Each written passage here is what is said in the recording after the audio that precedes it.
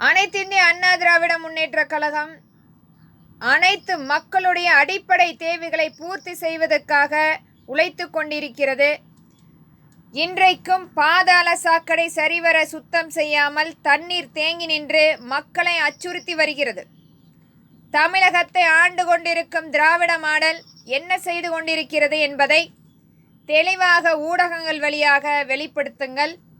எத்தனையோ முறை இதற்கான நிதியை ஒதுக்கீடு செய்தும் 4000 கோடிகள் இன்றைய திராவிட முன்னேற்றக் கழகம் இதற்குரிய தீர்வை எட்டப்படாமல் பணத்தை மட்டுமே சுரண்டி வாழ்ந்து கொண்டிருக்கும் இந்த திராவிட மாடல் என்றைக்காவது அந்த மக்களுக்குரிய பாதாள சாக்கடை சுத்தம் செய்து தெளிவாக கட்டி கொடுத்து அவர்களுடைய வாழ்வாதாரத்தை மேலோங்க வைக்குமா, அல்லது மக்கள் இன்றைக்கும் அந்த மலையில் சாக்கடை நீரில் வாழ்ந்து கொண்டிருக்கும் சூழல் ஏற்படுமா என்பதை இந்த திராவிட மாடல் சொல்லியே ஆகப்பட வேண்டும். இதற்குரிய போராட்டங்கள் கண்டிப்பாக வரும் நாட்களில் நடைபெறும். மக்களுக்குரிய கோரிக்கைகளை நாம் மீண்டும் மீண்டும் எடுத்துரைத்து கொண்டிருக்கிறோம். ஆனால் இவர்களுக்கு இவர்களுடைய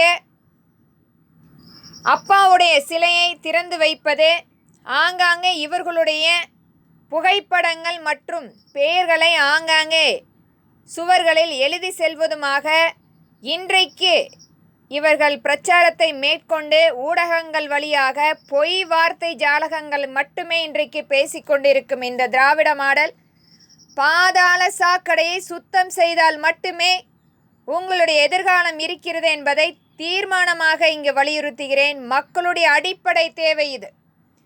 மக்களுடைய குடிநீரில் இந்த பாதாள சாக்கடை தண்ணீர் கலந்து கொண்டிருக்கும் சூழ்நிலை ஏற்பட்டிருக்கிறது. இதற்குரிய தீர்வை எட்டப்பட வேண்டும். அனைத்திந்திய அண்ணா திராவிட முன்னேற்றக் கழகம் என்றைக்குமே மக்களுடைய அந்த அடிப்படை தேவைக்காக போராடி கொண்டிருக்கும், நிறைவேற்றும் என்பதை இங்கு பதிவிடுகிறேன். வரும் காலம் கண்டிப்பாக வாய்ப்பளிக்கும். அனைத்திந்திய அண்ணா திராவிட முன்னேற்றக் கழகம் மீண்டும் ஆட்சி அமைக்கும். அந்த நேரத்தில் இதற்குரிய தீர்வை தெளிவாக மக்களிடத்தில் கொண்டு போய் சேர்க்கும் என்பதை தீர்மானமாக இங்கு வலியுறுத்துகிறேன். நன்றி.